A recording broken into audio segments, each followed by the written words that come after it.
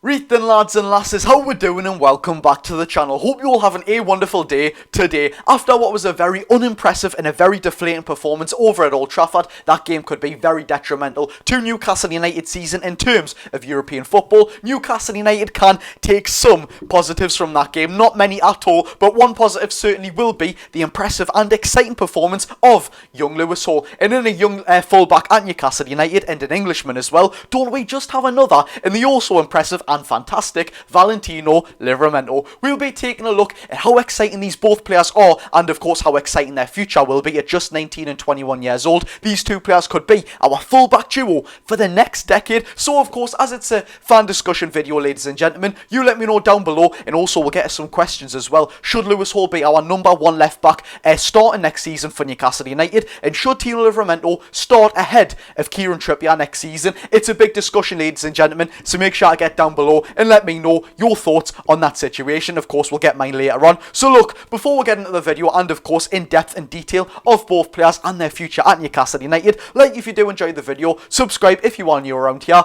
Without further ado, let's get into it. In starting off with a player who I personally really do like, it is 19-year-old young Lewis Hall, and he's proven recently that a £30 million obligation to buy clause in today's day and age, when you are paying for potential, that looks like to be a bargain with young Lewis Hall. When we've got our left backs with the likes of Big Dan Burn, Matthew Targett, they are defensively sound, not the best, but they are defensively sound, but offensively they're not effective whatsoever. Lewis Hall, in the system that we play, he needs to be offensively great, and Lewis Hall is the answer to those problems. In recent games, we've seen Lewis Hall create many dangerous attacks, not only as he can drive very well with the ball, but also when he overlaps Anthony Gordon and Elliot Anderson, he's actually creating extra options. And by the way, when he gets the ball off them, it's not just like he's giving it to the better players, the midfielders, your Brunos or your Anthony Gordons on the wing, who are just ahead of him. He's actually got a quality ball on him as well. That left foot is an absolute whippet. When he crosses it into the box, it genuinely is a very good delivery. When we're seeing the absence of Kieran Trippier, Lewis Hall was on the free kicks, whipping the balls in with Anthony Gordon on that left-hand side. Of course, in my opinion, this lad could be our set-piece taker next season. Of course, we'll have Tonali back then, but on the left-hand side,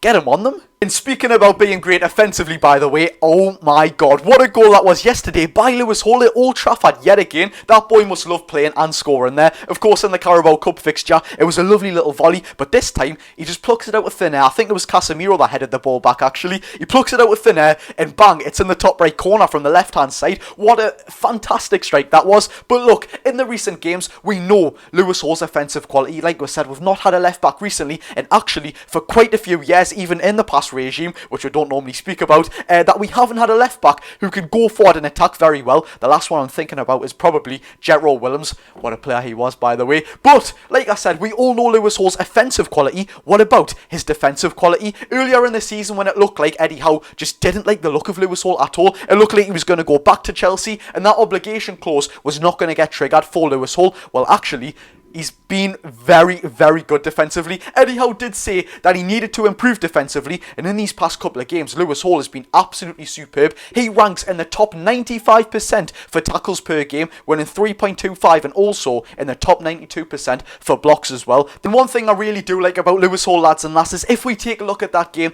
at Old Trafford yesterday, it just looked like Newcastle United done that typical Newcastle United thing. We're folded under pressure, and we couldn't get over the line, although we should have absolutely battered Manchester United. If there was a couple of players that we had to pick from that game who actually played for the badge, maybe Bruno Guimaraes, Big Dan Burn, Anthony Gordon, and Lewis Hall was certainly one of them players. You've got senior players in that team who look like maybe not they weren't trying, but they didn't have the ambition and determination to go into that game and actually make a difference. I'm not going to call players out, by the way, but 19-year-old Lewis Hall, who's only played 26 Premier League games in his career, and he's still going there and playing for the badge, strong in his tackles.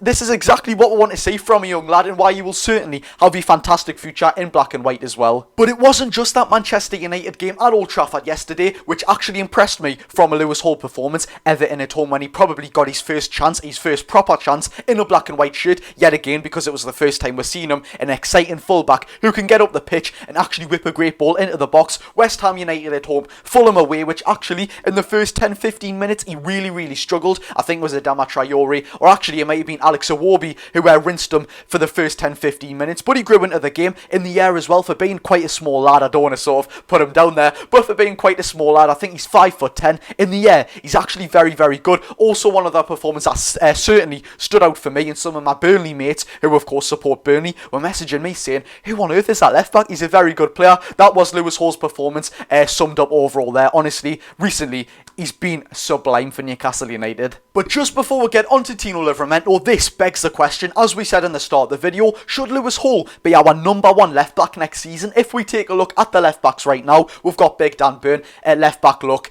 he's just not the same he is at centre back. At centre back, as we've also seen recently, left centre back more specifically, he's absolutely sublime there. In the air, sliding tackles, standing tackles, actually, you know, man marking his man, and actually it looks like he's going for more of a pivot role when we are out of possession. He looks very, very comfortable there, as of course he's always said that is his favourite position. At left back though, let's be real, Big Dan Burn is absolutely hopeless there. He is. It's not his own fault. Eddie Howe does pick the team. Credit to Dan Burn for going there, although he knows it's not his best position. He certainly will not be our starting left back next season. Matthew Targett, I personally believe, will actually go out of the door in the summer. He's on 100 grand a week, and actually, not only do we not see him enough because he's injured, he's not the best player overall. He's not bad, by the way. He has done very well for us since he's come to Newcastle United, but his injuries and not being a great player whatsoever, honestly, it will actually be hard to ship him off on them wages, and of course for the player in himself. But also, we have been linked with Lloyd Kelly. Will Lloyd Kelly yet again come in and overtake Lewis Hall? I don't believe he will. Eddie Howe, with Lewis Hall being 19 years old, he's got to give him chance to actually grow in a Newcastle United shirt. When he's not got much competition, let him thrive now, because he is going to have a fantastic future at Newcastle United. So in my opinion, he is going to be our first choice left back next season. Moving on to Tino Livramento. And with Tino Livramento, we have seen a lot more of Tino than we have with Lewis Hall this season. Tino's made 35 appearances across all competitions, of course including the Champions League as well, with Lewis Hall's only 21 appearances. And we've actually got some unfortunate news with Tino Livramento as well. He will miss that Brentford game after still not recovering from an ankle injury he suffered at Everton at home. Honestly, that was such a freak injury as well. I think he was going to take a throw-in, or the ball went out for a throw-in, and he kind of just twisted his ankle and fell on his back. There was no challenge from the player. Honestly, it sums up our luck with players in injury this season. And I don't know why, but I envision this every single time I think of Tino Livramento. He is such a bizarre footballer. Don't get us wrong, a fantastic footballer, but certainly a very bizarre one. He comes onto the pitch with his shoulders up here, and he'll go on a run. He'll skin two players. There'll be three opposition players around Tino trying to get the ball off them. He kicks the ball through and somehow gets out of that position. Honestly, I don't know how he does it, but I'm not complaining now. But let's be real, we all know Tino Livramento's quality at Newcastle United, and actually, he's becoming quite a cult hero already. Everywhere we go here, and Tino, honestly, he deserves it as well. He's been absolutely fantastic for Newcastle United this season, and actually, if he had have played every single game, probably would have been one of our players of the season as well. Of course, though, your likes of your Brunos, Isaks, Gordons have been better than him, but he's definitely up there for someone who's just come in for his first proper season of Premier League football. When he was at Southampton, he did unfortunately have them very bad injuries, but does he start ahead of Kieran Trippier with all this fantastic form, this versatility as well? Does he start ahead of Kieran Trippier next season at right back? In my opinion, yes. Now, this is meant with no discredit to Kieran Trippier, but it's more so credit to Tino Livramento. Tino has never ever let us down when we've needed him, but Kieran Trippier, look, he's not my favourite player whatsoever, because of course he's a full-back. I personally really do like the flashy players, but he's certainly the player that I can give plaudits to the most. He was the player that opened the gateway and kind of told other top players around Europe, like Bruno Guimaraes, Sven Botman, Alexander Isak, lads, look, come into this project. I'm a player who's played for Atletico Madrid, I've played in the Champions League, I've played for Man City's academy, Spurs and all that sort of stuff. He's been a very well experienced player, and he certainly has a lot of knowledge about him. He came in with his set pieces and overall has been a fantastic player, but he's on his game at the minute as much as he's off it. He goes missing quite a while, which I don't know why. We're not going to get into that, but he does go missing a lot of the time, and I'm on about like being out for games and sort of stuff. For example, he got injured quite a while ago. He goes missing for 2 weeks. There's been no report of it, and of course there's a lot of, I don't want to speak of this side of Kieran Trippier, but there's a lot of personal issues about Kieran Trippier which keeps him out of football as well, and he's actually been surrounded with a lot of things outside of football which you don't want revolving your football club as well, which we will not go into it. But just overall, as a footballer, of course, blocking that outside noise, I think Tino Livramento at the minute is just superior as well. Trippier always has, especially at the minute, that kind of prone error in him. Oh my god, that Chelsea away game at Stamford Bridge in the quarter-final of the Carabao Cup, the last minute, he plays it back to, I think it might have been Dubravka at the time actually.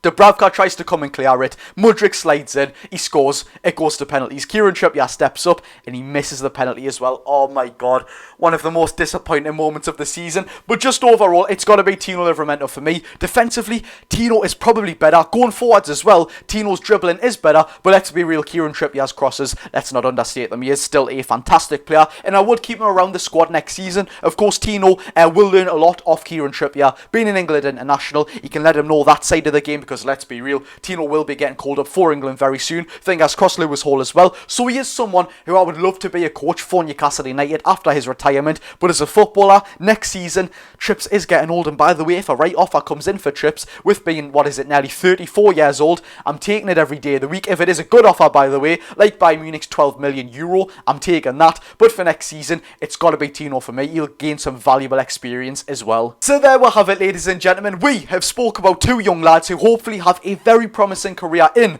the black and white shirt, and of course England as well. I don't think it'll be long for both players. I mean, when you look at the right back, although there is a very big competition there for England, Trent Alexander-Arnold, Kieran Trippier, Reece James, even your likes of your Kyle Walkers. Well, I should probably include Kyle Walker with this sort of elite bracket, but your Aaron Wan-Bissakas, there's plenty more down the line, ladies and gentlemen. Honestly, the competition for England defenders is unreal, but at left back, there's not so much there at all. Ben Chilwell, he's always injured and he's not the greatest whatsoever. Luke Shaw's always injured and he's not the greatest left back whatsoever either. Lewis Hall, I don't think he's in a shout with it at the minute, but certainly next season, if he proves himself, he'll undoubtedly be within a shout there. There's not much quality at left back for England. But look, ladies and gentlemen, we are going to end the video there. So of course, if you did enjoy, subscribe and like the video. Thank you very much for watching. We'll be back with some daily news. Hopefully there's not been any news today. I wish there was, because I love making them sort of videos. So without further ado, I've been Geordie Josh. Go and enjoy your day, people.